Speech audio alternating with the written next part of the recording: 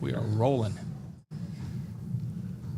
All right, Chris, you just wrapped up a really successful non-conference schedule where, looking at it pre-season, you were thinking, I'd be happy to come out of this 500 just because of the strength of it. And you come out 6-2-1. And as you've said for now the 8th year, this is a new season. And then you'll say after the Big Sky schedule that playoffs is a new season. Correct. So you start a new season. Everybody's 0-0-0 going into Thursday. But teams still come out of non-conference looking stronger or not so strong, and you look really strong. So you will go into it, conference champs the last 2 years, and then a successful non-conference season with a little bit of a target on your back, but that's become the norm for your program over the years. Mm-hmm. Yeah, it's the spot you always want to be in, right? What's the point of competing in something if you don't want to be first? So I don't mind being in this position. I feel like the team enjoys it, and they've gotten used to it as well. It's the spot that we want to be in, and that's why we recruit players into the program. And yes, that's the expectation, therefore, going into conference play, which is probably the most exciting slate that I've seen in a really long time, where I feel like there are a lot of very good programs right now that are really popping off the map and representing the Big Sky well, and should be a lot of fun to play against.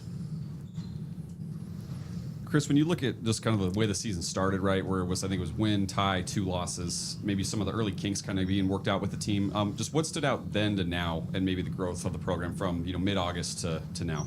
Yeah, it's just the natural growth of the program, right? It's like when a kid's learning how to walk, they fall over a bunch. And so as the team's trying to find their identity and figure out who they are, we're going to have some bumps along the road. And the only way you see those bumps is if you have a good schedule in place that exposes you. And we got exposed by the right teams at the right times. And then we've got the leadership in place from people like Ricky here who allow you to create the right culture and identity within the locker room that allows us to be in the spot that we're in now. Do you view like any specific game as kind of maybe a little bit of a turning point early on in non-conference? Like I think the Nevada game is what kicked off the winning streak, but do you view any of those in that light at all? No, I would say the Boise game was the first half in particular, and she's nodding her head right next to me because she knows it. That's probably the most stern I've been with the team in a long time after the game. We were just not very good in that first half and responded quite nicely, but overall, that is just not an acceptable performance, and that kind of led into more conversations and meetings, and here we are now. You, Ally, obviously the non-conference schedules are always tough, but I guess in each year, how have you noticed them build you for conference season? Like, have you maybe noticed them propel, and maybe you guys can carry something from this year as well? Yeah, I think with non-conference, like it always challenges us. So I think that's a big thing going into conference. We will play teams that are better than us and will beat us sometimes, but I think it's always a good idea to face a good opponent and a good challenge, and also sometimes get beat down like that Boise State game, and then be able to persevere and come out on the other side of it. Defense has always been such a big thing for this program. I think the last 4 or 5 game, or the 5-game winning streak, it's like a 13-1 change. So speak to, I guess, this defensive group, some new faces, obviously battling some injuries too, like just how you guys been able to lock in on that side.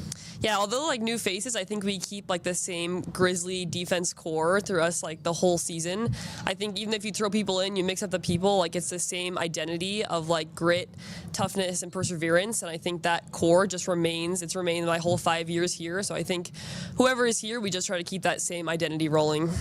Similar question for you, Chris. Just that element of things where like the offense the last couple of years it kind of ramped up, or you talked about some of the pressure you've added, but defense has always been the staple. To speak to that side of the ball and just this point differential the last 5 games. Yeah, at the end of the day, as much as I like scoring goals, I think shutouts are really important too. I think that's how I'm wired. I feel like, and you've seen that from my very first year here of 2018. It was just if you can keep a clean sheet, no one's scoring against you, you have a chance of winning the game. And so we've built this whole program's identity over my time here on defending extremely well.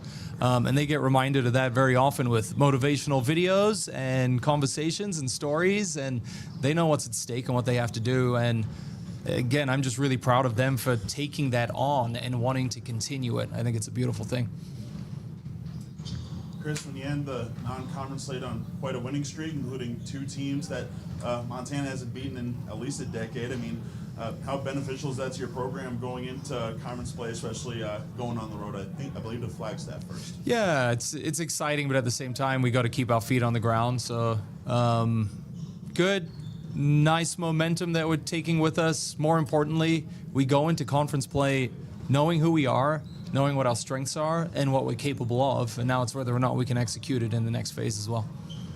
And And then when you guys plus volleyball and football are just firing on all cylinders, especially these last 2 weeks, I mean, how beneficial is that to the program, you know, in the short term, but also the long term too? Yeah, I think it's huge. It's one of the biggest pluses of being in this athletic department is the fact that so many teams have success and iron just continues to sharpen the iron, right? That's me in the hallway. I love seeing all the coaches every single day when I come to work. I think it would be an interesting question for her to answer because what's it like between the student athletes when you guys are all having so much success? Yeah, I think you can feel kind of the energy running through the whole program, and like when you pass each other on campus, it's kind of just like this acknowledgement of like, you guys are killing it, like keep it up, and it's kind of this mutual understanding of like, let's keep rolling, let's keep it going, and it's just a fun environment and a fun energy that kind of flows through the university. What's it like as a player when you have these non-conference games and it's kind of like a measuring stick for you guys going against, you know, maybe some of these bigger schools?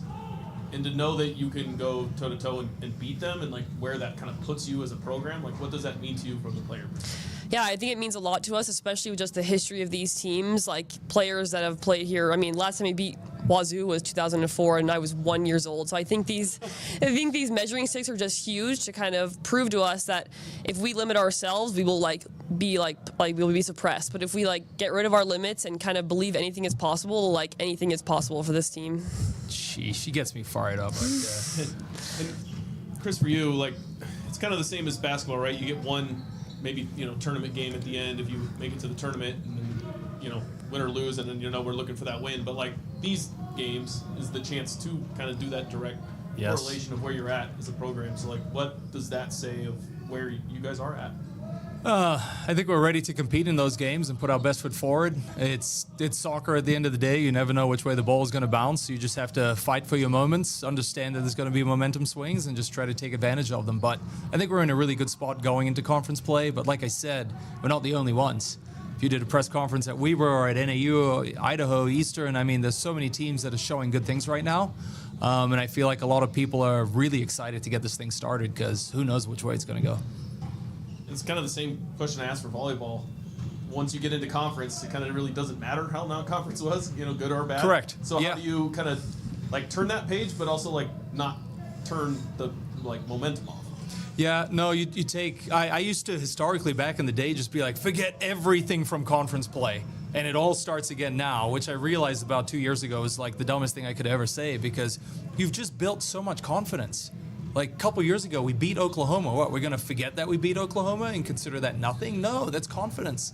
That just fuels belief in the way that we do things and how we play. And so you've got to take those things, remember those things, and then just let them fuel you for the next phase, which is just be so hungry to compete against our conference opponents and try to bring home another title.